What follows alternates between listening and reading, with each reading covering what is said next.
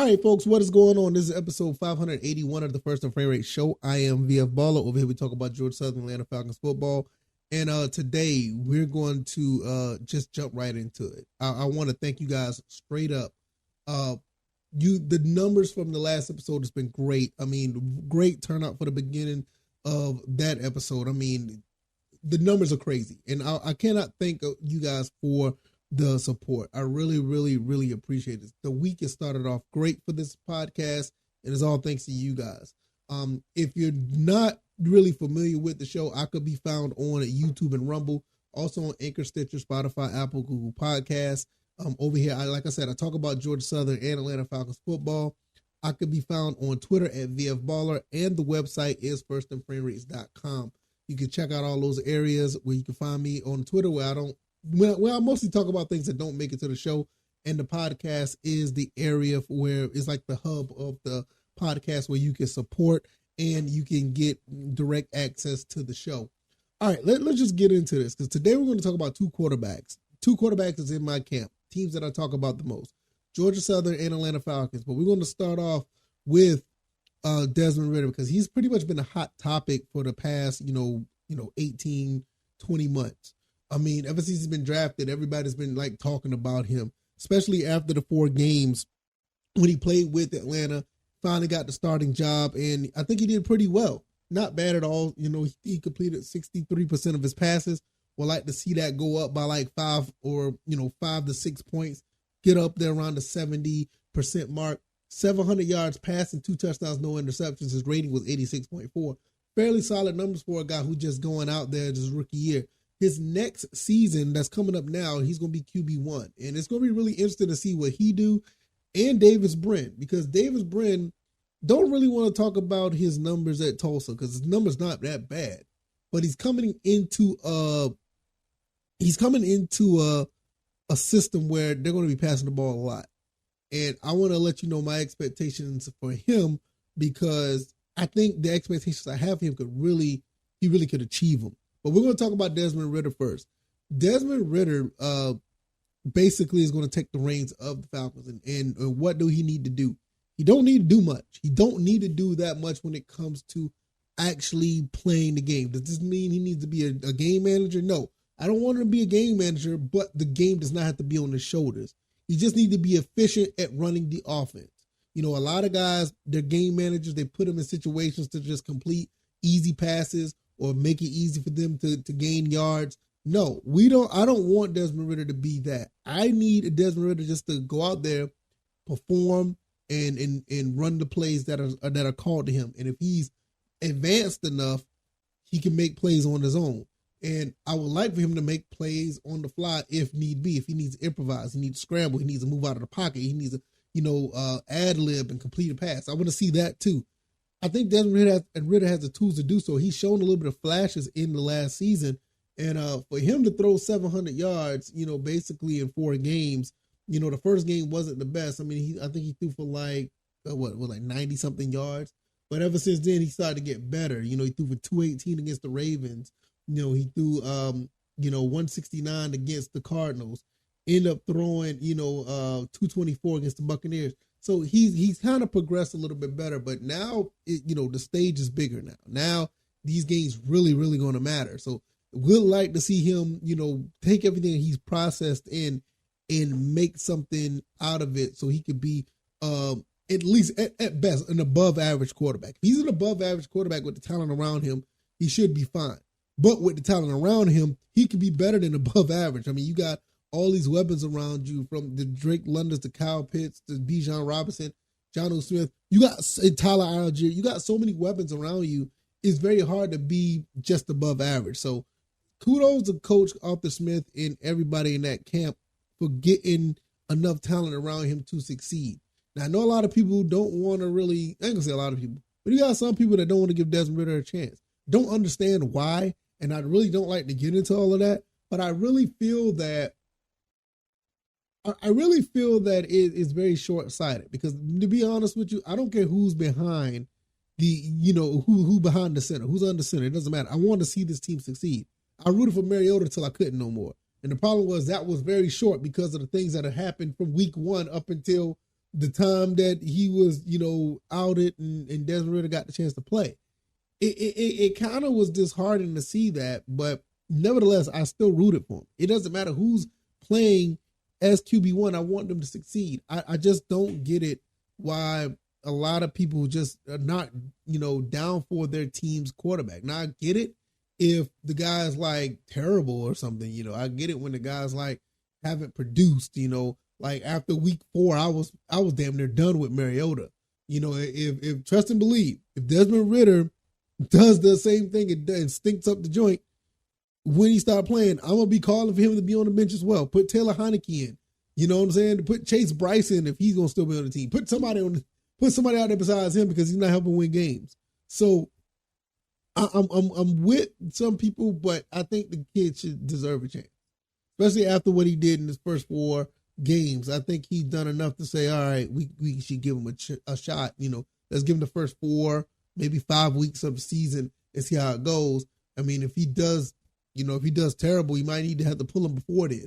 But gut feeling deep down, I think Desmond Ritter's going to be fine. I think with the people around him, the way that this coaching staff actually put things together, and we just did an episode not too long ago about Kyle Smith, what he said about Desmond Ritter.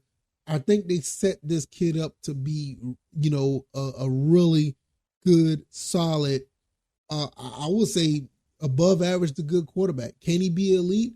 I mean, you got to put some work out there to be elite in the NFL. So it's not given to you, and we may not even see that level of play from, Desmond Ritter until maybe year 3 or 4, because you got to think about it. You look at all these other players, like outside of, like I said, Matt Ryan, Joe Flacco, which they did a lot in their rookie years.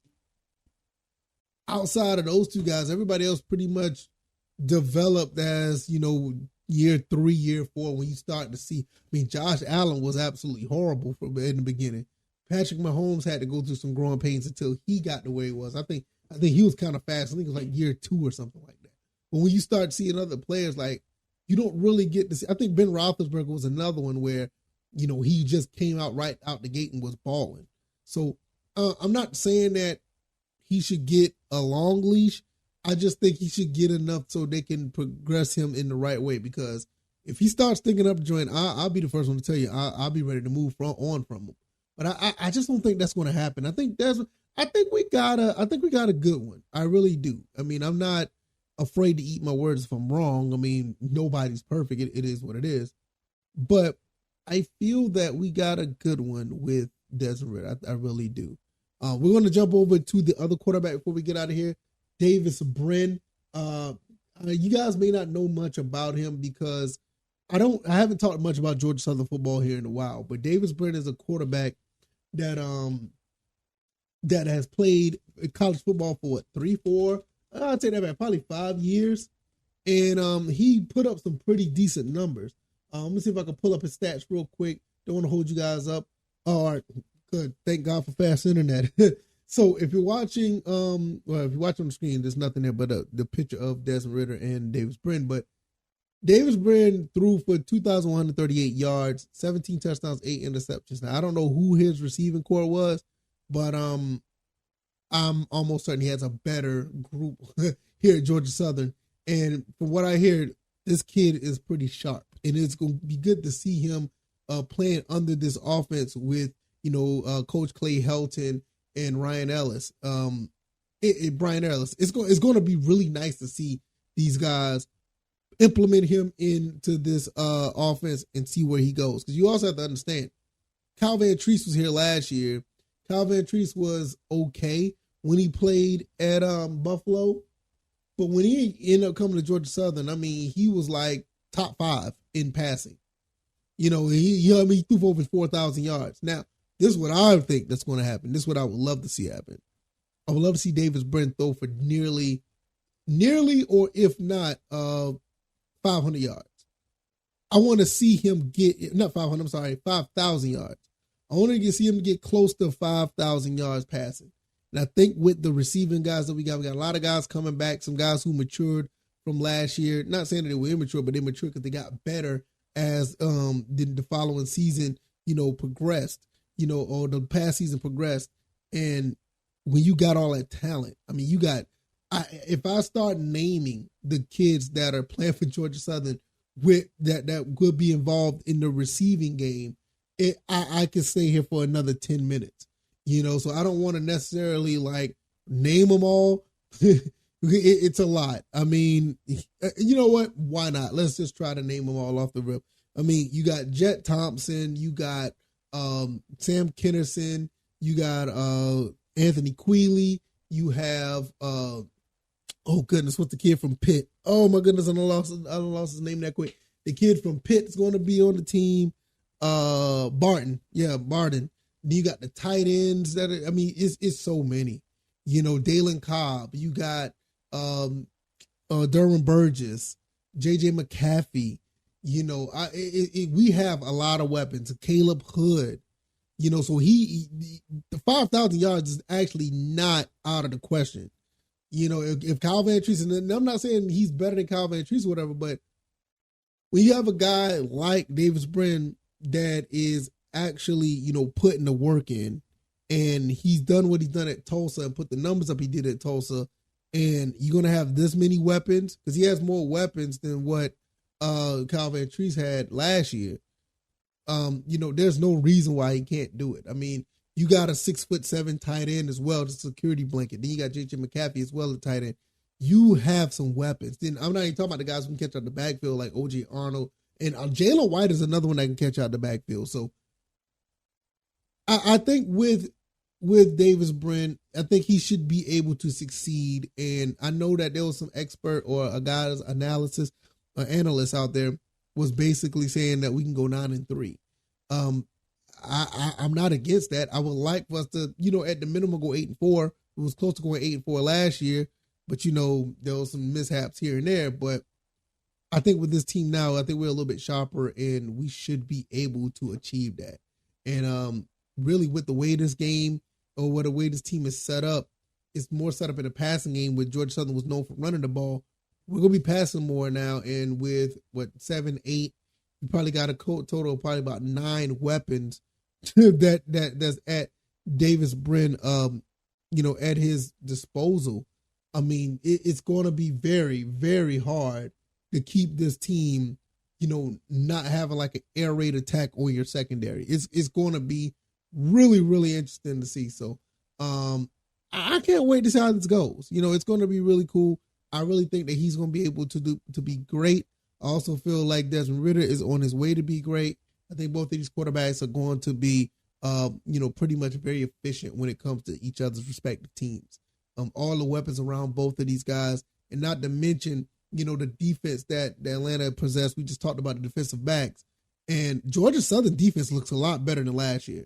Matter of fact, their defense in the spring game actually dominated the spring game. So if they could play like that against this offense, the rest of the Sun Belt should be really, really worried. So we can't wait to see how this goes. We got a long ways to go till the season starts, but I'm going to be right here talking about both teams every step of the way. If you like this commentary, hit the like button, share this podcast, subscribe to the channel if you haven't already. Let me know what you guys think. Do you think these quarterbacks could be efficient in their perspective or their respective teams? What do you think about Desmond Ridder? Do you think Desmond Ridder could be the guy that could be efficient enough to lead this team to a deep playoff run? I mean, I think he could be at least at the bare minimum above average. The ceiling right now is good. I just don't see him being elite just yet. I mean, being elite in year 2 is like, wow, that's amazing. And Davis Brin, with all that talent and all the experience he has, with him being a senior already, and he's coming to Georgia Southern to play his final season with this air raid attack and all of these weapons. I know Kyle Van Treese threw for 42-35. Can he throw for near 5,000 yards? I think he can do it.